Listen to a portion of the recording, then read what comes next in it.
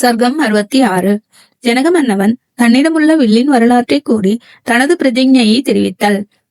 மறுநாள் காலையில் ஜனக மன்னவன் காலை கடன்களை முடித்துக்கொண்டு தாசரதிகளோடு கூட விஸ்வாமித்திரரை சபைக்கு வரவழைத்து உரிய பூசைகளை செய்து அடியேனுக்கு ஏதேனும் கட்டளையிட வேண்டும் என்று கேட்டுக்கொள்ளுகையில், விஸ்வாமித்திரர், மன்னவர் மணியே, உன்னிடம் இருக்கின்ற மிக்க பெரும் புகழ்பெற்ற வில்லை இந்த தாசரதிகள் காண விரும்புகின்றனர். அதனை இவர்களுக்கு காட்ட வேணும் என்றனர். அது கேட்ட ஜனக மன்னவன் அந்த வில் தன்னிடத்தில் வந்து சேர்ந்த வரலாற்றை எடுத்துரைக்க தொடங்கினன். எங்கள் குலத்தில் நிமி என்பவருக்கு 6வது புருடர் தேவராதர் என்பவர் சிவபிரானிடமிருந்து இவ்வில்லை ஏற்றுக்கொண்டார்.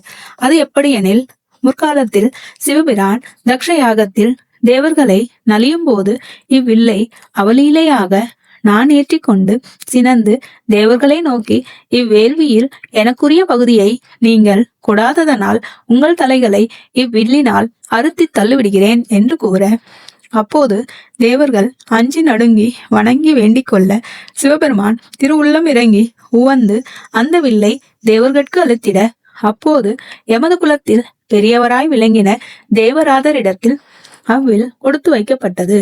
அதுவே இந்த வில். அன்றியும் நான் யாகம் செய்வதற்காக நிலத்தை உழும்போது உழுபடைசாலில் இருந்து தோன்றிய பெண்மணி சீதை என்னும் பெயருடனே விளங்கி வருகின்றாள். என்னுடைய பெண்ணாக வளர்க்கப்பட்டு வரும் இவள் மேற்கூறிய வில்லை நான் ஏற்றி வளைக்கும் வல்லமையுடையவர்க்கே விவாகம் செய்து கொடுக்கத்தக்கவளாக சங்கல்பிக்கப்பட்டிருக்கின்றாள். இதனை அறிந்த பல அரசர்களும் இங்கு வந்து இவ்வில்லின் வலிமையை பரீட்சித்து பார்த்து கையொழிந்து போய்விட்டார்கள். இவ்வில்லை தூக்கி பார்க்கவும் முடியாமற் போய்விட்டனர். அதனால் சீதையை ஒருவருக்கும் விவாகம் செய்து கொடுக்க அவகாசம் ஏற்படாமல் போயிற்று. அதனால் மிக்க சுனம் கொண்ட வேந்தர்கள் என்னோடு போர் புரிவதற்காக இந்நகரை சூழ்ந்து கொண்டார்கள். இந்த வில்லை வளைக்க வேண்டும் என்று நான் சுல்கம் வைத்திருந்ததை அவ்வரசர்களும் தங்களுக்கு பெருத்த அவமானமாக எண்ணி அதனால் யுத்தம் செய்ய முன்வந்தார்கள். முனிவரே, அண்ணனம் ஓராண்டு போர் நடந்ததனால் எனது படைகள் பெரும்பாலும் நாசமடைந்தன. பிறகு நான் தவம் புரிந்து தேவகணங்களை மகிழ்வித்து அத்தேவர்களின் அருளினால் சதுரங்க சேனைகளை பெற்றேன். பிறகு அம்மன்னவர்களை எல்லாம் பங்கமடைந்து தொலையும்படி செய்திட்டேன். அத்தகைய மேன்மை வாய்ந்த இப்பெருவில்லை தாசரதிகளுக்கும் காட்டுகின்றேன். ராமபிரான் இவ்வில்லை நான் ஏற்றி வளைப்பானாகில் சீதையை அக்குமாரனுக்கு மனம் புரிவிப்பேன் என்று ஜனக மன்னவன் சொல்லி முடித்தனன். ஸ்ரீ ஸ்ரீ மகாபுர்ண குருவே நமக. ஸ்ரீமதே ராமானுஜாய நமக. வால்மீகி ராமாயண வச்சனம் பாலகாண்டம் சர்க்கம் 67. ராமன் வில்லை முறித்தலும் அயோத்தியிலிருந்து தசரத மன்னனை வரவழைக்க முயலுதலும். இன்னனம் ஜனக மன்னவன் கூறியதை கேட்ட விஸ்வாமித்திரர் அந்த வில்லை ராமனுக்கு காட்டுக என்றார்.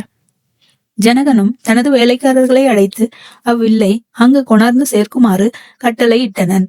அவர்கள் அவ்வில் இருக்கும் பெட்டியை 8 சக்கர வண்டியில் ஏற்றி 5000 வீரர்கள் மிகுந்த சிரமத்துடன் இழுத்து கொண்டு வருமாறு செய்தனர்.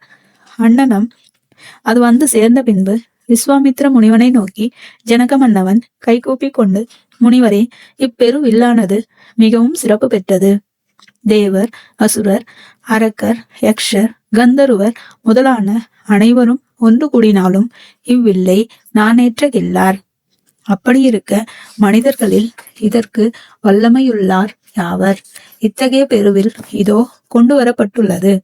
இதனை இவ் அரசகுமாரர்கள் பார்க்கட்டும் என்று கூற, விஸ்வாமித்திரர் ராமனை அழைத்து, குழந்தாய், இவ்வில்லை பார் என்றார். அது கேட்ட ராமன் ஒரு பெட்டியில் இருந்த அந்த வில்லை உற்று நோக்கி, சுவாமி, இந்த சிறந்த வில்லை எனது கையினால் தொட்டு பார்க்கிறேன். பிறகு தூக்கி பார்க்கவும் முயற்சி செய்கிறேன் என்று கூறி பல்லாயிரவர் பார்த்து கொண்டிருக்கையில் அவலீலையாகவே அவ்வில்லை நடுவில் பிடித்து எடுத்து நிறுத்தி உடனே நானேற்றி இழுக்கையில் அவ்வில் இடையில் இற்று முறிந்தது. அப்போது உண்டான பேரொளி வருணிக்க முடியாததாய் இருந்தது. அவ்வொளி செவியில் விடப்பெற்ற பலரும் மூர்ச்சித்து நிலத்தில் விழுந்து அரிதில் தெளிந்தனர். அப்போது ஜனக மன்னவர் கைகூப்பி கொண்டு விஸ்வாமித்திரரை நோக்கி, சுவாமின், ராமனுடைய வலிமையை நான் கண்டு கொண்டேன்.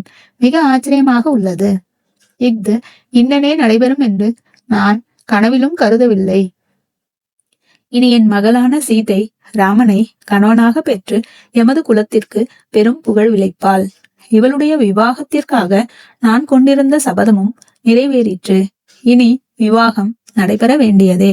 அயோத்தியில் வாழும் தசரத மன்னவருக்கு இச்செய்தியை அறிவித்து விரைவில் அவரை இங்கு வரவழைக்க வேண்டும் என்று உரைக்க, முனிவரும் அன்னனமே ஆகுகவென்று இசைந்து நிற்க, மன்னவன் மந்திரிகளிடம் விவாக முகூர்த்த பத்திரிகையை கொடுத்து தசரதரை அழைத்து வருமாறு ஏவினன்.